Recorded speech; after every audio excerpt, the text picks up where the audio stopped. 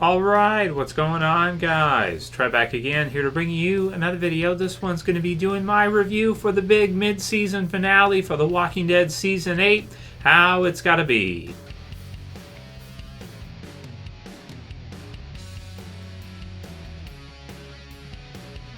And major frickin' big time spoiler warning, if you guys have not seen this episode yet, you definitely want to watch it before you watch this review. So if you guys didn't see earlier, I did my reaction video if you want to see kind of what my first viewing reaction was with you guys after seeing The Walking Dead Season 8's mid-season finale. Definitely got to check that video out. I'll have it in the end videos for you guys here. And, after this review, if you want to watch it, as well as the predictions for what I think is going to happen in next half, which would be episode 9 to start. So, man, this is a tough episode to review. This was an extended episode, so it was like an hour and a half runtime with commercials, which puts it at usually around about 60-ish minutes.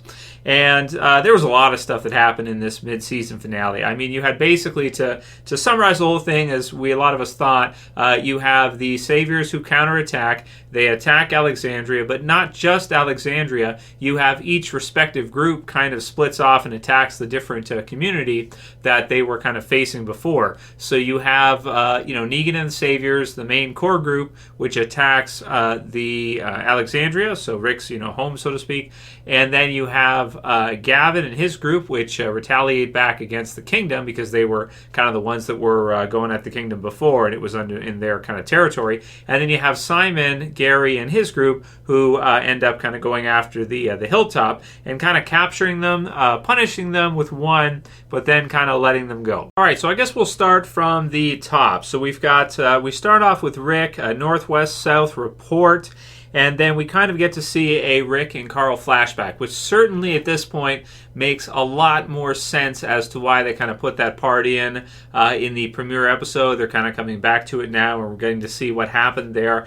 Because, of course, Sadiq is an extremely important character now, seeing as how Carl has basically given his life to save Sadiq, right? So Carl has pretty much, he helps him, he does what he does, he ends up getting bitten in the process, and, or at some point here, and it's kind of one of his last things that he does is to save the people of Alexandria by hiding them in the sewer, but also, or at least as many of them as they can, but also for him to kind of bring Sadiq in and kind of help him out. The flashback scenes of him discussing with Rick about the decision and what to do there kind of really show, I want to say, where Carl is at right now, and that maybe in the long run he ended up being maybe a little bit more like Laurie wanted him to be, which is to kind of help people out when given the opportunity and not to just kill people right away and that kind of deal. So it's kind of one of his last things. It just adds importance to Sadiq because Carl, this is it for Carl, and that was kind of his last kind of thing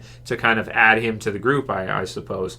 So we have that. We have Rick and the scavengers, which at some point in this episode, they kind of, near the beginning, you kind of see them kind of just saying, screw this, we're out of here. So once gunfire starts and that kind of thing, they're pretty much deciding they're for themselves, right? So, Jadis doesn't want to sacrifice her people for Rick and what he wants to do. So they kind of take off, on their own. And it seems like they probably go back to their junkyard, I want to say, even though we don't get to actually see that fully play out. But they kind of disappear as part of the episode goes through. We have Carol and Jerry who conveniently pick Rick up just at the right time. And they kind of take off.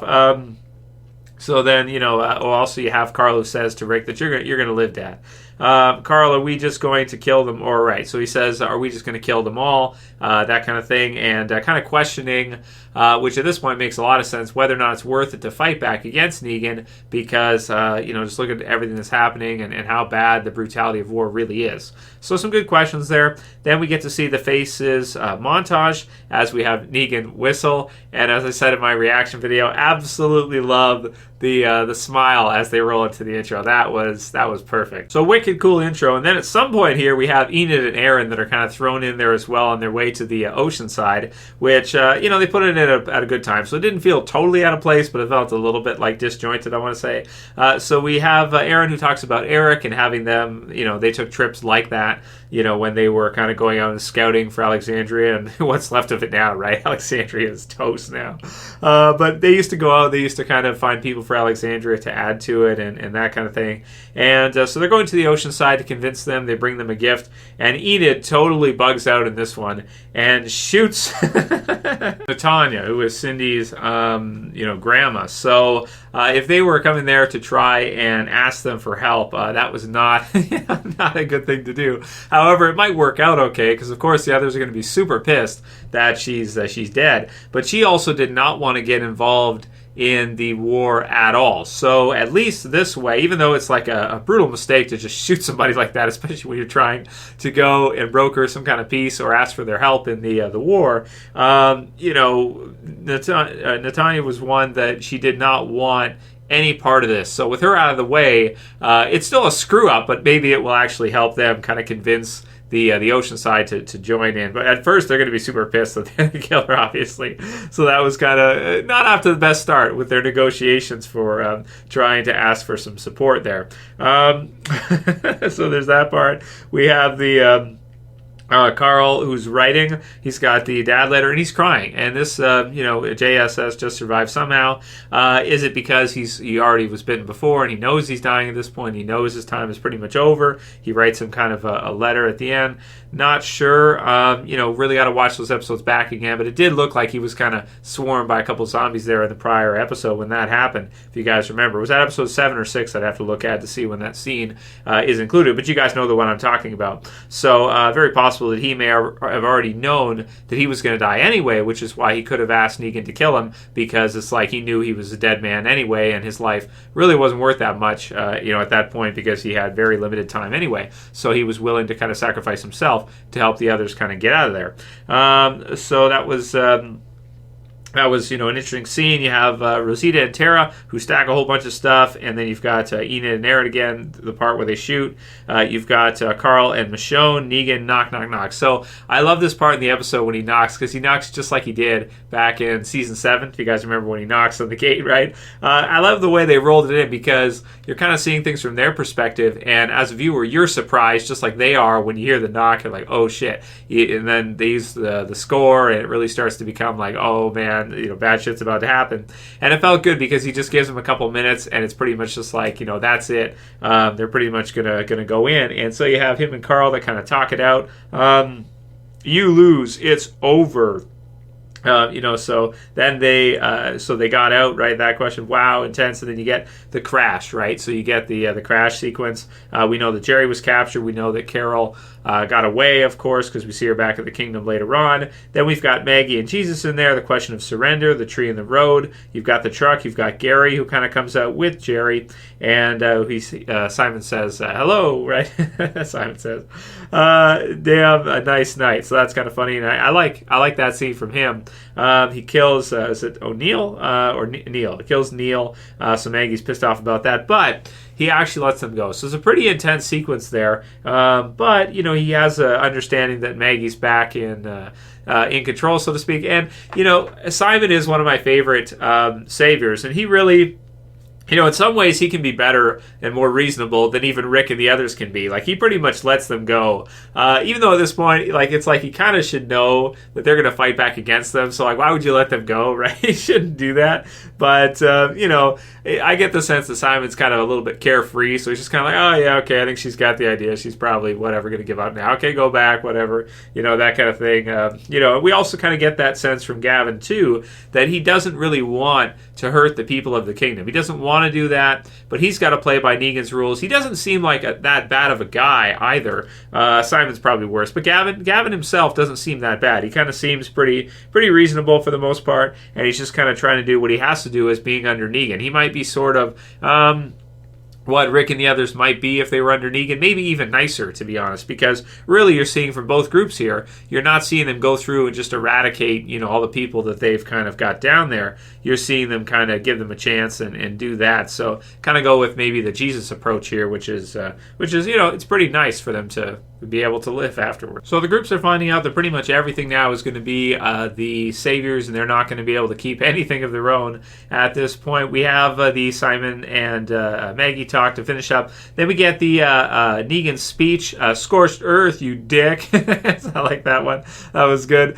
You've got Carl who answers because, again, kill me, I'm serious. Because, again, if he was already bitten, he knew he was going to die anyway, so it makes a lot of sense. And then he kind of tricks him. Son of a bitch, Carl.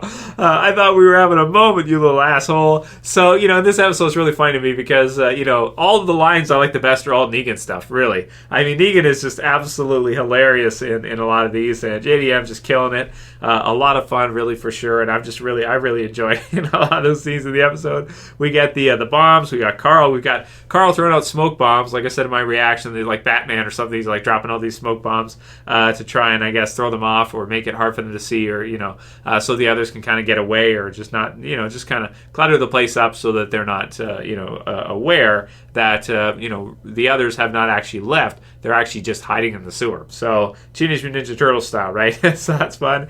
We've got the question from Gavin, where is Ezekiel? And we'll just kind of give our thoughts on all that now. So Ezekiel blows up, and then he uses the explosion, and then he is able to get the others away with the bus. And you have Carol who kind of comes in, but he locks himself in so they can't get to, speaking of the lock, right? We saw the lock earlier on this season, but he locks them in so that the saviors there can't get to the rest of the people who are able to kind of get away here. You also have Morgan who kind of checks in later, so we'll be looking to see in the next half of the season if Morgan is going to be able to kind of somehow spring Ezekiel or somehow kill them. I don't know, kill the whole group or something. But he's pretty fearsome, so maybe if anybody can do it, either Morgan or Carol or somebody in there might be able to spring Ezekiel. We'll see what happens, and maybe somehow take out Gavin's group if he can. But he'll have to be pretty quiet about it. He might have to follow them for a bit and then see what he can do, which will be hard if he's on foot.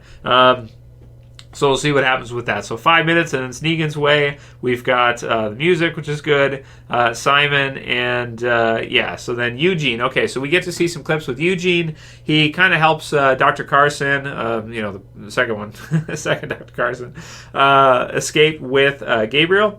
He kind of turns a blind eye to it, but he's also drowning his sorrows because he's feeling super guilty that he actually helped the Saviors escape, and thus... with the music, and thus has kind of doomed Rick and the others, or at least it seems to be that way at the moment. So this season has been pretty exciting. The start of the season, you've got Rick and the others pin him in and are handing it to them, and then at this point, we see the Saviors rebound and totally push Rick and the others back to the point where Maggie and the others have kind of surrendered, gone back to the hilltop and kind of surrendered. You've got the kingdom that's just been obliterated at this point, and then Rick and the others are basically hiding at this time because they don't have enough in the way of numbers to take out Negan and the rest of his people there.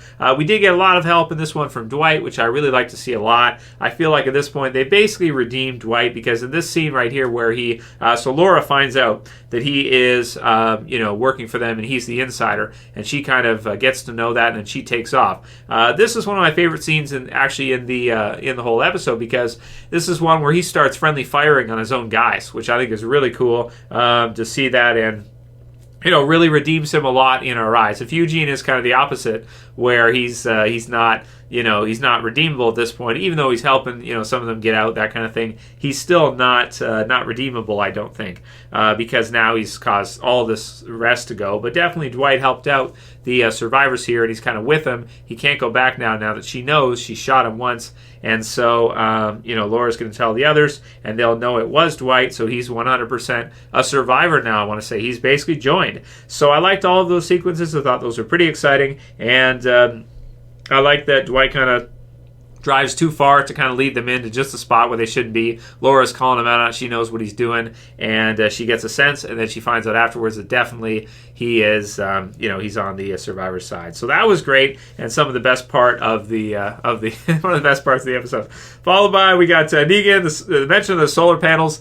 and then that he's going to go in Rick's house. He's going to make some spaghetti. So that's wicked, and pretty awesome. So we got that. We've got let's see. Dean, right? So you got the scene with Dean and Maggie where she shoots him 1 for 1, an eye for an eye. So there's that. They kill one of hers. She's going to kill one of theirs. So that's that. And we get to mention the other guy's name is Al. So who's kind of on the survivor side, I want to say, but he is a savior. He is locked up right now. Same with Gregory that keeps calling Maggie. What does he call her? Margaret? That's funny. So I always like that. It's always funny to me. So then we have that. We've got Tara, and then the decision of whether or not Tara and the others are just going to kill Dwight at that moment, and Rosita helps him kind of come with them. So they decide at this point, at least, they're not going to. Daryl rips his vest back off. So I love that part. That's great when he takes it back. He's like, it's mine, So that was cool because he still doesn't like him, but at the same time, he's got to respect how much he's helped them out because without him, they might not have had hardly any chance in this whole thing. 38 more stand down. So there's that from Maggie with the box. So we'll have to see how that comes into play next half, maybe with Simon or the others.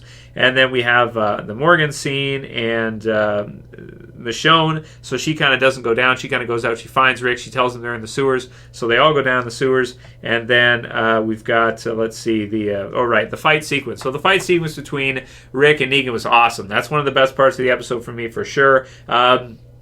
Get thrown through the window, everything else, him being able to hit Negan with the thing, the house, what was it, like the metal piece or whatever thing he found, the ball thing, was really cool. The bat, as he's swinging the bat at him and Rick's kind of dodging it, that was wicked cool because this is the first time we've actually seen Rick and Negan throw down like that, like actually like fist fight it out, and fist to bat fight, so, and Rick is able to get away with his life, which is really cool. Shit, so that's good.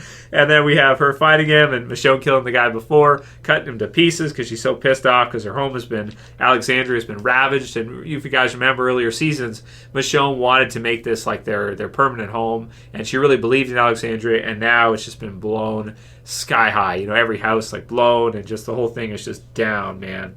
Crazy. So then we go down the sewers, we get to see all their faces again, and we kind of walk through, and Carl reveals at the end with Sadiq near him that he has been bitten. That's kind of the recap portion of the episode. So now, what do we think? And you guys can definitely write your comments about this one below. So it was a pretty ambitious mid-season finale. They went with kind of, the episode and a half approach. So we got really an episode and a half with this one. It was a big one. There was quite a bit of, things they did here, some fighting back and forth, some pretty exciting parts. The Carl conversation with Negan, Dwight switching sides 100%, and friendly fire was cool. Been waiting to see that for quite a while, so that was great. And, Rick surprisingly wasn't that at the forefront as much as I kind of thought he might be in this one. I thought he was going to come charging in and save everybody, and Negan would have to kind of run away. But no, they went with kind of the hiding instead, which leaves our group kind of at a really downstate right now. Maggie mentions that the last stand might be at the hilltop, so we're going to have to see that. But yeah, man, I mean, this was a pretty crazy half. I still got to think on whether or not it's my favorite half of The Walking Dead ever. I tend to say, I'm not sure. I kind of have to think about that some more, so I'll compare, and then we'll probably do a video on that in the next week or two.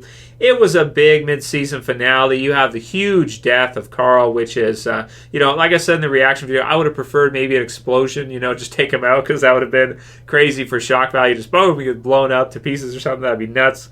But they went with this instead, kind of the zombie bite, and it makes sense, and it was kind of cool because it's one of those, if you watch it back, you can probably see it a different way and understand it a little bit different way. So that's kind of cool. In terms of score, I'm going to give it a 9.6 out of 10. I think it is a great mid-season finale. The only thing I think people might be kind of hating on it for is because they want to see the end of All Out War. They want to see the resolution to All Out War. But I'd say you got to have a little bit of patience too. This is one of the big battles in All Out War. The battle at Alexandria. We saw kind of a bit of a battle at the Sanctuary. And, it's been exciting as hell all the way through. I'm glad, okay, so we don't get to see it now. We got to wait until it comes back to see the remainder of All Out War, to see it all wrapped up, and to see maybe the final battle at the hilltop between Rick and Negan and the others. But nevertheless, I mean, really exciting mid-season finale, humongous character death, And, like the impacts that that's going to have on the series going forward are just huge. So that's a topic for its own video. How is, Carl being killed off going to impact the rest of the show? What's going to happen now that Carl is dying? And just, how is this whole war going to wrap up? How's Rick going to react after Carl has been killed and Carl is dead? So, just absolutely crazy stuff. Pretty nuts mid-season finale. I'm not disappointed with it at all. I did feel like the character death could have been a little bit more, something more to it. Could have been handled maybe a little bit differently, and it could have been, maybe one of the best episodes ever if they would have done it in a different way. But, they went with the zombie bite. They had all kinds of other stuff. Some funny stuff in there from Negan, and, a really good kind of touch around where you get the stuff at Alexandria, you get the fighting outside of it, you get the stuff near the hilltop with Maggie and the others, and then in the hilltop you get the kingdom with Ezekiel and the others and Gavin, Simon. So really exciting part of All at War here for us guys. And even though I want to see more because it's like, damn it, this half season's over already. It's like that's the only thing is that you want to see more soon, and we gotta wait till February. But of course, you guys know we'll be back in February. We'll be doing the same damn thing, of course. And getting to see the epic conclusion for All Out War. So, man, it's been crazy. And, big questions now after this death. It's like, what are they going to do? With so much of the story is going to have to be changed now.